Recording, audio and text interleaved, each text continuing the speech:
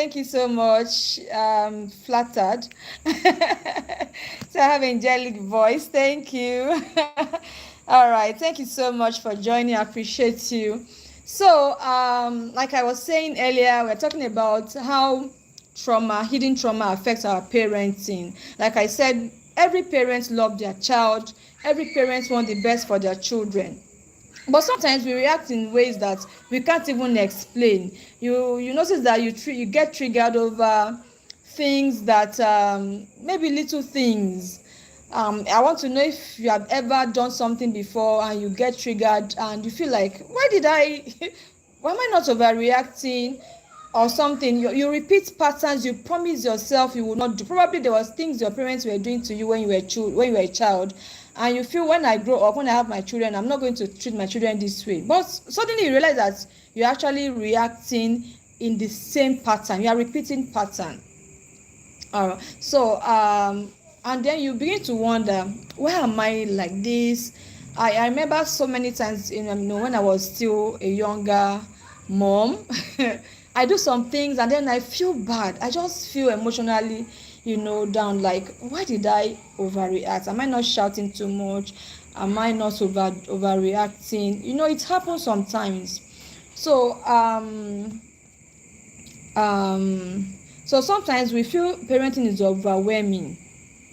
It's overwhelming, that maybe you didn't bargain for exactly what you are going through as a parent, and it brings up some attitude or some behaviors that you are not so comfortable with. So today we are going to be gently cover those hidden trauma or hidden patterns, and the goal is for us to understand that trauma lives in the body, and we can actually break cycles of trauma. We really can. If you make up your mind, you can break those cycles, and it's up to us to do better than our parents, to give our children the best they deserve, and to show them that parenting can be much more fun than we went through as children. So I would like to know if you can hear me clearly now, because those who joined early said they were not hearing me clearer enough before. So type on the comment section, I choose, or on the chat, I choose to parent with awareness. Type on the chat, I choose to parent with awareness. So let's go in, let's get deeper. Let's go deeper. So and if you have not yet subscribed to this channel, so quickly go ahead and click on the subscription button and subscribe to this channel, so that you can join the conversation every Sunday 7 p.m. African time, West African time. We come on this show to talk about parenting, childhood trauma, and relationship, and how to be a better person, how to improve ourselves as individuals, because one of the things we can do for ourselves as individuals is to live a very healthy, fulfilled life. And how do you achieve this? It's through awareness. So if you have trauma in your body and you not heal, you could be repeating patterns. You live in a body you are not enjoying. You live in you are not living in the present. You are not enjoying the best of you, and this can be you are really traumatizing yourself. So let me know where you are connecting from. I would like to know you personally. I am connecting with you from Nigeria. All right. So I'm connecting with you from Nigeria. Ibadan is the largest city in Nigeria or in Africa. And I'm glad to be here with you. I believe you are getting value. So if this is your first time of joining me today, my name is Patricia. I'm a developmental psychologist, a trauma recovery coach, trauma-informed parenting coach. So I'm glad to have you here. So let me say this first, all right? Now, if what I have described earlier feels like you, I want you to know that you are not a bad parent, You are not a bad person. You're not a bad parent. You are a parent with experience. And most of the time, like I've shared a number of times, is that our first school of parenting is from our parents. The parents who parented us are our first school of parents, and that is the best of parenting we know. So if what you saw as a child was a toxic parenting, that is the best of parenting you know. If what you saw was a laissez-faire parents who doesn't check on their children, parents who just let it go because they don't want to hurt the child, they just want to play safe, that is the best of parenting you know. But that does not mean that is the best. If your childhood was really, really traumatized, you grew up in a very toxic environment where there is domestic violence, parents always fighting, they're always cursing, or one trouble or the other, or parents was never available, maybe a single parenting home where maybe the father was not available, there was maybe father was imprisoned or alcoholic or abusive, or mother was traumatic childhood. That is the best of parents you know. But that does not mean that is the best. That does not mean that is what it should be. So you have lived with those trauma, even though it happened as a child, it still lives in you. And when you grow up, automatically somehow, okay, all right. I want to understand. Okay, is this a question like walking in the rain? Are you in the rain? Oh, fantastic. From the United States. Thank you for joining me. Duby from United States, I appreciate you. Okay, Duby talk about we talk about relationship, how to improve our relationship in this channel. Okay, I'm calling from I'm connecting with you from Nigeria. All right.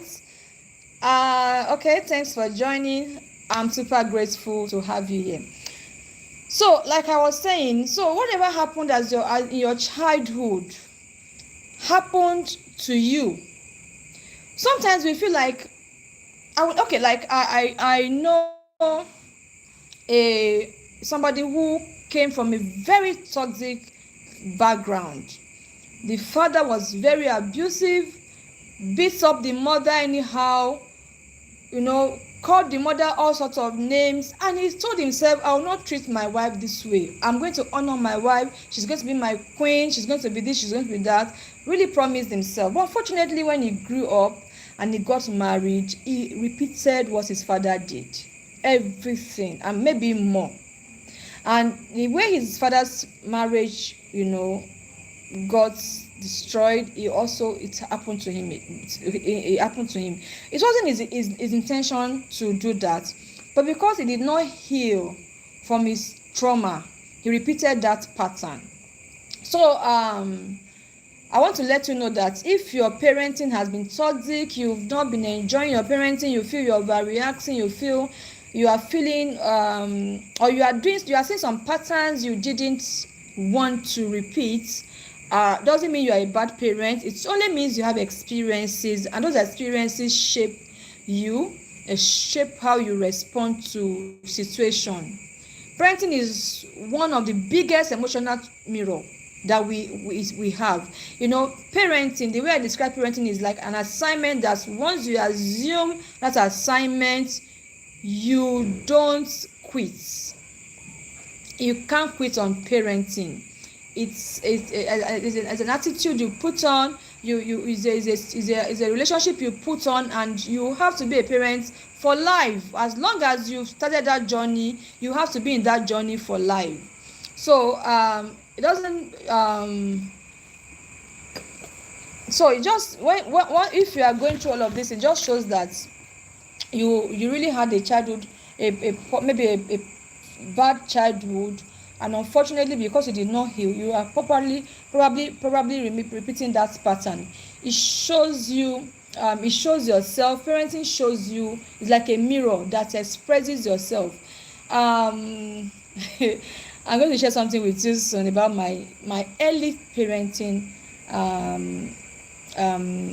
pattern. And of course, I was seeing myself. I started seeing myself in my daughter and I realized that, oh, probably I'm passing the wrong information.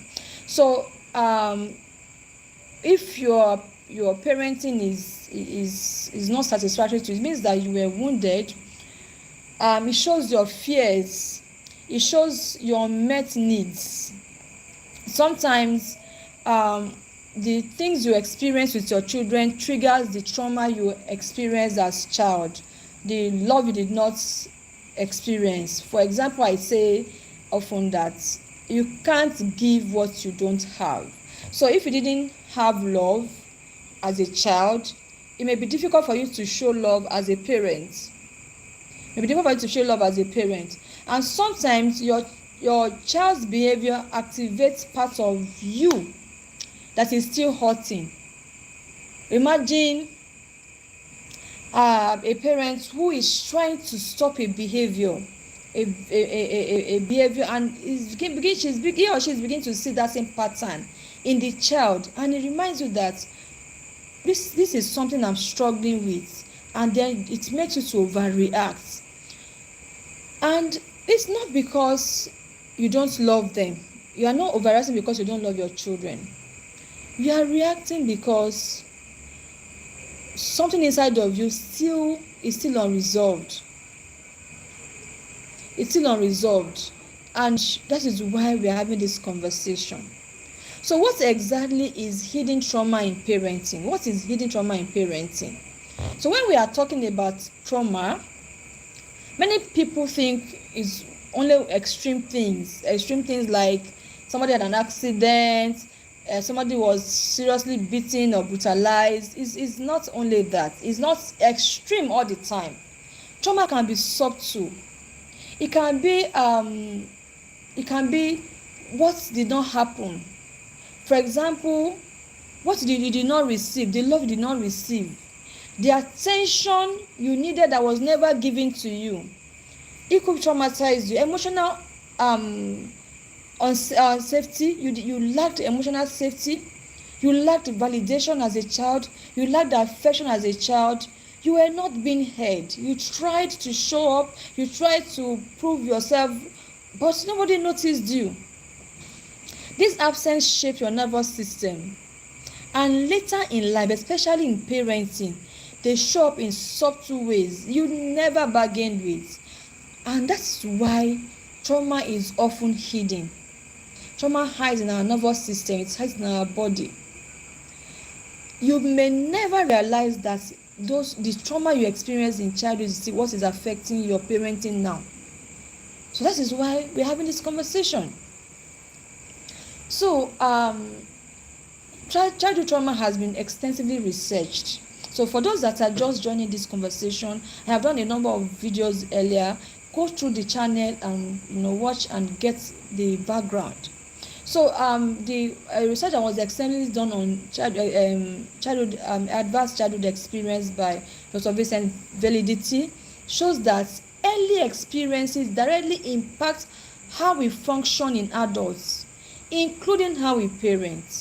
So the trauma we experience as children shows up in adults. That is why as parents we should know that if we are doing anything to a child, it's not just the child.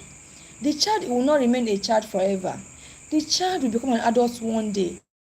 And if the child did not heal from the trauma he or she experienced, that pattern will continue in adulthood.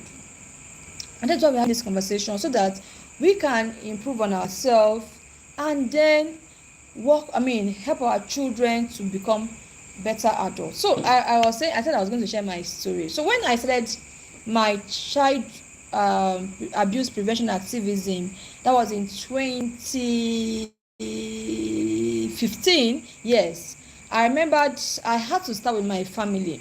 I had 2 children. My first daughter was 5 years then, and my boy was just about 3. And I called the 2 of them and I said, okay, mommy wants to start talking about child abuse. My primary message then was prevention of child sexual abuse. So I had to, I had to be intentional. Before I go out there to talk to people, I need to also work on myself. And I realized that, okay, I was very aggressive. My parenting was already affecting my children. And I called them and I shared with them. I said, okay, I want to start this journey, and I want you to be on this journey with me. I want to be my my number one audience. And I want to apologize in any way I have been harsh. I've been, maybe because I was very harsh. In any way I've been unkind to you, I've talked in a bad way, or you didn't like it, kindly forgive me. Let's start afresh. I want to be closer with you now. I want us to, be I want to have connection with you. And after that conversation, that discussion, my 5-year-old daughter told me that, Mom, I'm also sorry. In any way I've not been a good girl.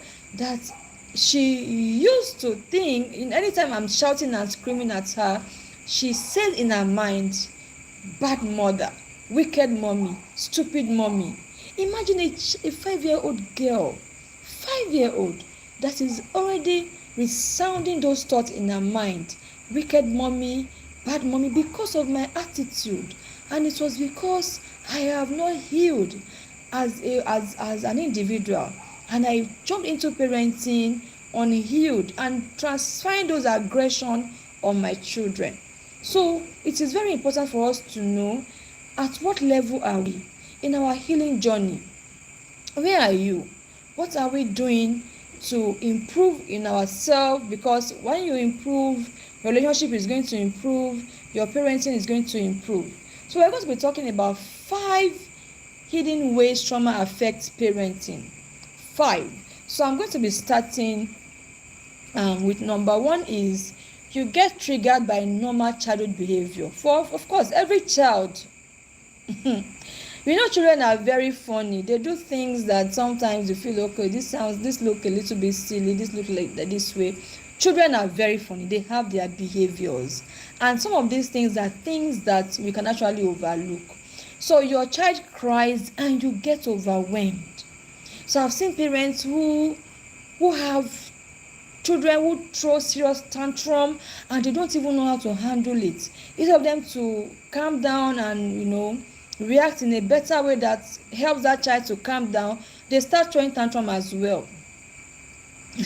Your child disobeys you, you feel disrespected, and you get emotionally extremely angry and overreact. They react, sometimes your reaction feels intense, in fact bigger than what the child did, because it's not just about the child. Like I share sometimes in a parents forum that most of the time when parents get really angry, especially for African parents, we are still trying to build the culture of proper correction, separating correction from punishment.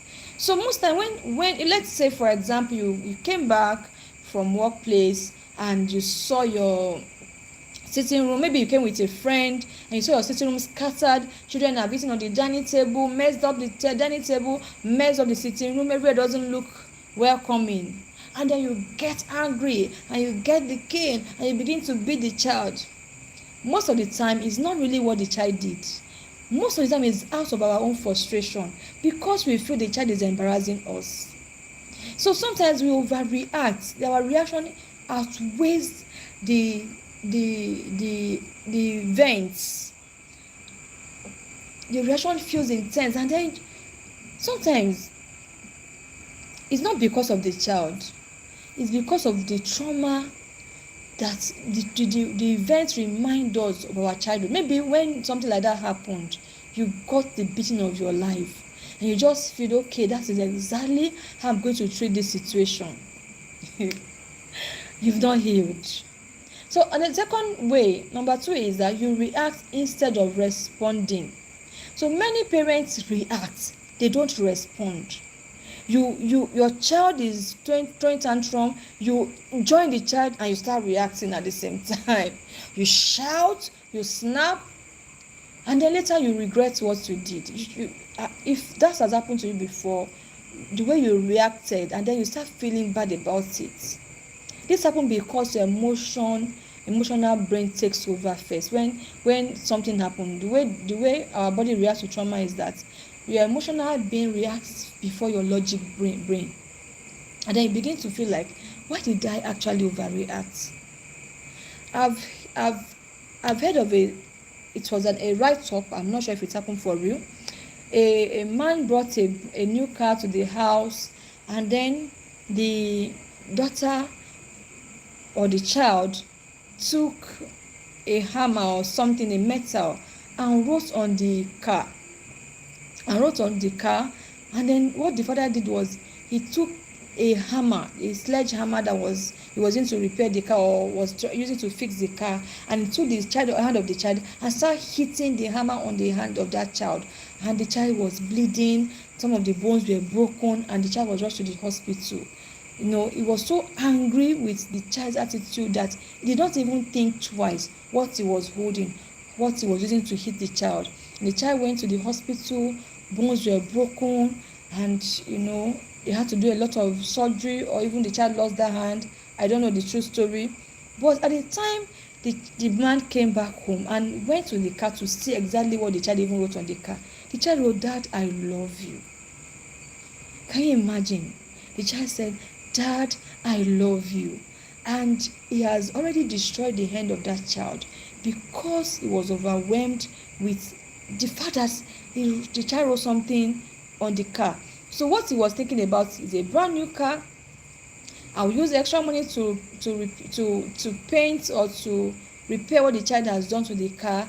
Did not think about the damage he was doing on the child. So many times when we react both based on our emotion, not necessarily because of what that child has done. So when triggered, your reaction is automatic because your emotional brain is what is acting at that time. Your logic brain is not working. So most of the time our reaction is not intentional, but we did not allow ourselves to process the situation, and it affects our children, affects our parenting. So number 3 way trauma, hidden trauma shows in our parenting is you struggle with emotional connection. Now the truth about the matter is that you really cannot give what you don't have. So if you did not experience love as a child, you were never loved. I've met people that grew up and they didn't know what love looked like. They were never loved. They didn't get love from their father. They didn't get love from their mother. They grew up in an environment where it was toxic, nothing like love. When it is love, it means something else. And then when they meet people who show them true love, they don't understand it. So imagine that child. You love your child, but sometimes you feel distant. You can't connect. You really find it difficult to connect. I've seen people who say, all this matter of being friend with your children is Western idea. It's not something we should act. You can't be friend with your child. You can't, you just have to be strict with your child. You just have to be serious with your child. No, it's not that hard. It's not that hard. So you may find it hard to express affection for some parents who really went through serious trauma. You feel uncomfortable with expressing emotion with your child. You avoid deep conversation. A father shared with me recently and said, my daughter now feel more comfortable around me because now he has learned how to connect with his children. He has learned how to do assignments, learn how to share fun moments with his children. So they feel the bond is really stronger now. There are some parents that can't have a moment with their children. They just feel the child should be there, I should be here, I should give all the order, the children should just listen and follow up. No, you can connect. And why are you doing that? Because your trauma still lives in you, your childhood is still affecting you, and you have not snapped out of that childhood experience. So sometimes you avoid conversation, you avoid deep conversation with your children. This often comes from experiencing emotional connection. It's happened because you didn't experience emotional connection with your own parents when you were growing up. So because there was no emotional connection with your parents, it's difficult for you to show what you didn't experience. Some people actually feel it's weird. It's just, how can I be having conversation with my child?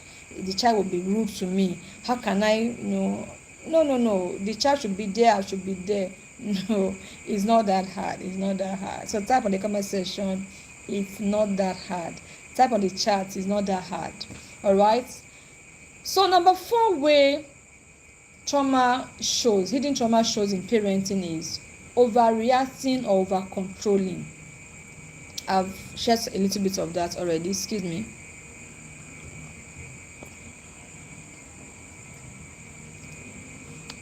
So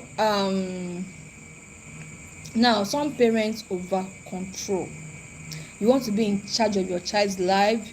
You want to be the one the child must just listen to you. You don't even allow your children to talk to you. There's no conversation. The child does not have a say.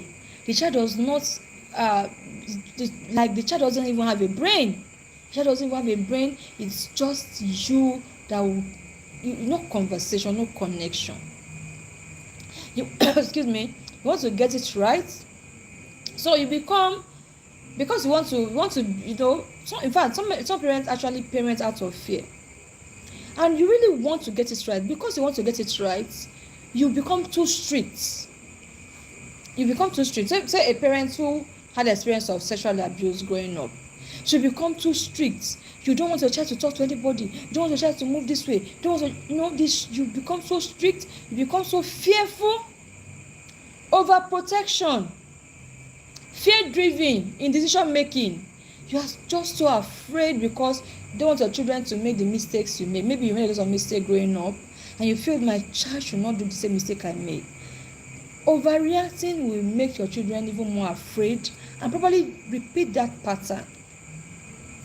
So not because, and these things are happening not because you want to harm your child. You're actually trying to protect the child, but you are doing it in the wrong way. So you are trying to prevent pain. You are trying to prevent your child repeating the patterns. For example, a parent who, some African parents, thank God for technology, for lots of exposures through social media and all of that. Before now, most African parents would not want their children to be footballers. There's always this fight about being a footballer or being a musician, or those talents careers. They just wanted to go to school, just read and get good grades, nothing extra. And growing up, you got a lot of beating, a lot of beating because your parent didn't want you to do that. If you didn't reorientate yourself, you didn't heal from that trauma, you may repeat that pattern because you are trying to prevent pain, often from your own past. And number 5th way trauma show up in parenting is you feel guilty and shame as a parent. Sometimes because maybe you made a lot of mistakes, you feel guilty, you don't feel confident enough to tell your children the right thing or the truth. Instead of you to come out and share experiences, you prefer to not talk about it. Then you after overreacting, sometimes you feel I'm failing. You feel that you are failing in your parenting. You feel you are not good enough, maybe because you overreacted. And like this conversation I'm sharing now is not to make you feel bad or to make you feel you are not good enough. So it's just to give us awareness and help us to become better parents. So this feeling of I'm not good enough, am I doing well, am I doing enough, am I giving my child enough, am I providing enough for them, am I being there for them, can also make you feel guilty or shame. Maybe you see other parents, they feel like they are doing better financially, and you feel you are behind, and all of this may make you feel ashamed or make you feel guilt. This is one of the most painful parts of parenting. Because trauma does not just affect your behavior, it affects how you see yourself. Trauma also affects how you see yourself, how you relate with yourself, how you present yourself to other people, how you express yourself, and it also affects parenting. So if any of this resonates with you, I want you to know that you are not alone.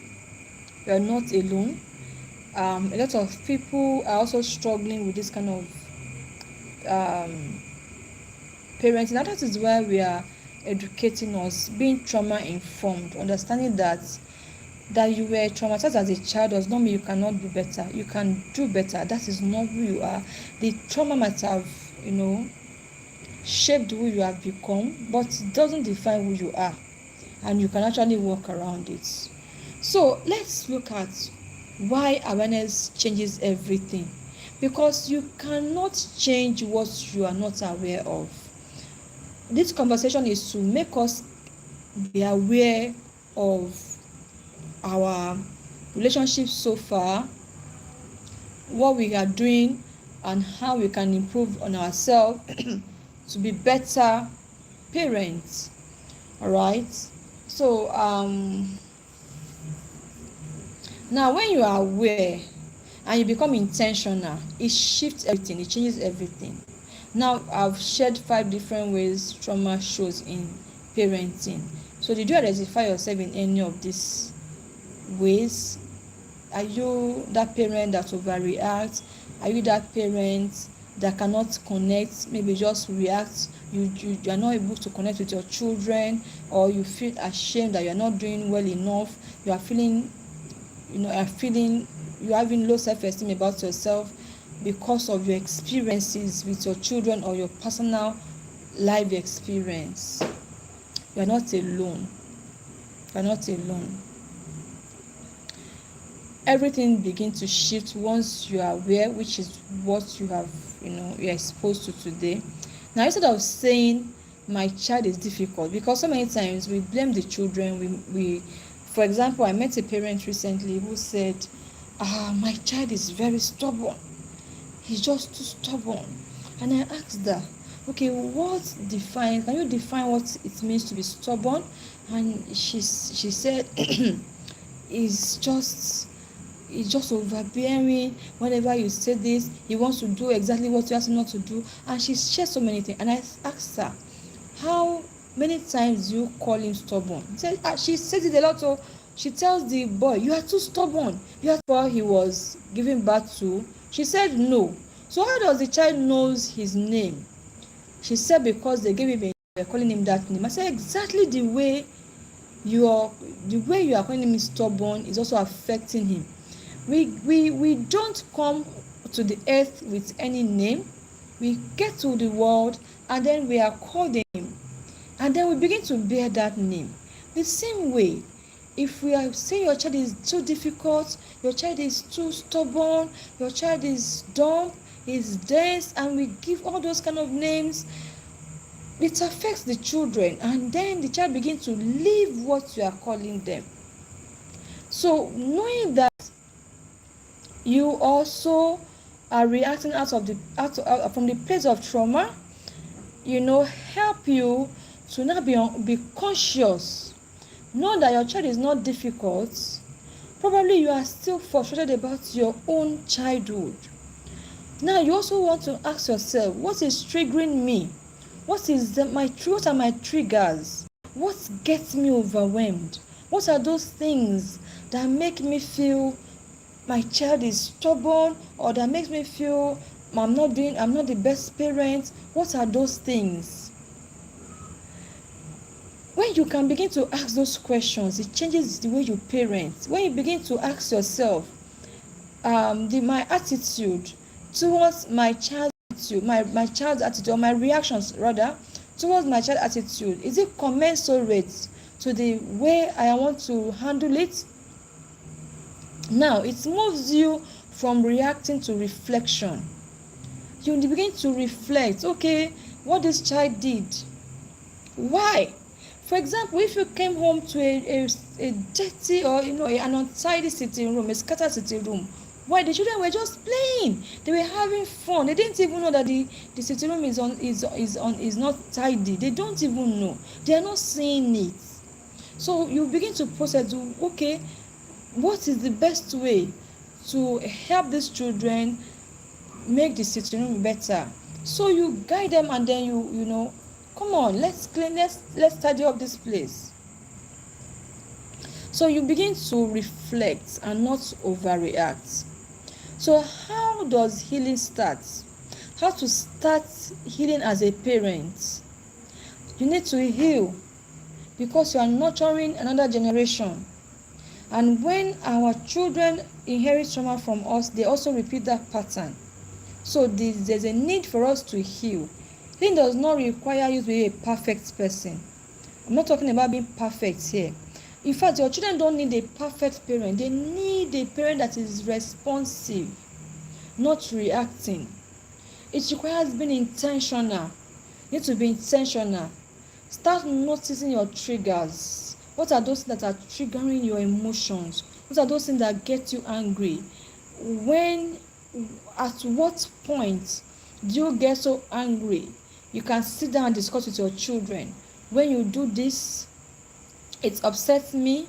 When I come back from my workplace and I see the house is untidy, depending on their age anyway, I feel uncomfortable. So when you're through playing, tidy up your toys.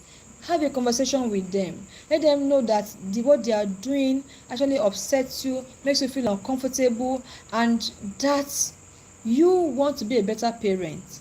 You need to have a conversation with your children. Probably I've been too harsh, I've been this, I've been that, I want to do it better. But you need to help me. Your children need to help you. When I started my journey of better parenting, I discussed with my children. I said, please, you need to help me. So this and this and this gets me upset. Can you please adjust the way you're also doing this so that I can be a better parent for you? You have to have that conversation. So what is noticing your trigger? So once you are triggered, pause before reacting. Don't be a spontaneous parent. Growing up, of course, I saw lots of parents when maybe their child was reported to them, instead of them to wait, pause, and find out from the child what happened, they just get scared and begin to lash on that child. That's reacting parents. Be responsive. Ask yourself, what is triggering me? Why am I angry? Why am I upset? Why am I overwhelmed? Ask that question. Once you get the answer, pause. Or before you get the answer, pause before reacting. Pause. If you beat your child, you use the sledgehammer on the child because the child wrote on the car. You've destroyed the hand. The human being has been destroyed, but the car can be repaired. Even if the child's hand gets healed, that child can never forget that experience. It will never erase from the mind of that child. The child will live with the pain. If the hand is so injured, the traumatized hand will be a reminder every time. So before you react, pause. So type on the comment section, on this chat, type on the chat, before I react, I will pause. So I want to see that comment. Whether you're watching this live or you're watching it a replay, I want you to type on the comment on the chat. Before I react, I will pause. I have started doing that and it has really helped me. So many times when my children upset me, just take a deep breath And I just say, okay, and then I take time to process that information before I react, and it has really, really helped me. So also take responsibility without shame. Sometimes we feel ashamed with our reaction. Just be responsible take responsibility of your action without being ashamed of it. You are the parent, you are the one to guide your child, you are the one to lead them. It is you are the parent, and the way you lead, the way you react affects them. The way you the way you are parenting them is also affecting them. So repairing your mistakes is very important. Taking responsibility when repairing your mistakes is very important. See, there's nothing wrong with a parent telling their child they are sorry. Some parents feel so proud, so overwhelmed with the title parent that they feel it's humiliating telling your child you are sorry when you are wrong. I'm not saying you should just be saying I'm sorry to your child all the time. No. When you are wrong, have a conversation. Many parents find it difficult to have a conversation with their children. This is the time to begin to have conversation with our children. Repairing is powerful. When you become intentional in your parents, and I bet it with you, it's so beautiful. Connecting with your children, it's so beautiful. It makes you enjoy your parenting. When you begin to connect with your children, when you begin to be a responsive parent and not a reactive parent, honestly speaking, it makes parenting enjoyable. So how to parent better is you healing from your childhood trauma, being intentional, listen to your triggers, ask yourself question, what's the punishment, is it commensurate to what the child did? So when you say I'm sorry for shouting, I am learning.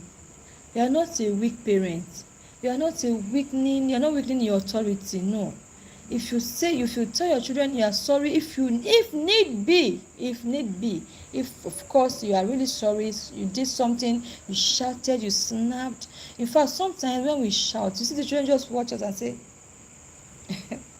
sometimes when I shout, my children will just look at me and like, what exactly happened?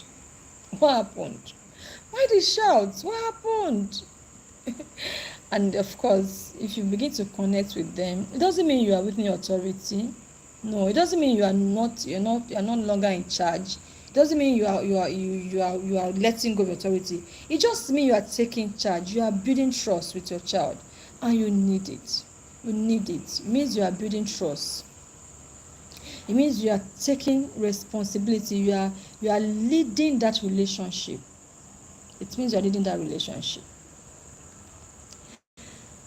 So hi, okay. If we are just joining, we are almost closing. So let me know where you're connecting from. I'm trying to pronounce this name. I don't want to say the wrong thing. SFISOMS. Wow. I really can't pronounce the name. Well, thanks for joining. I'm trying not to murder anybody's name. So thanks for joining. I appreciate you for joining.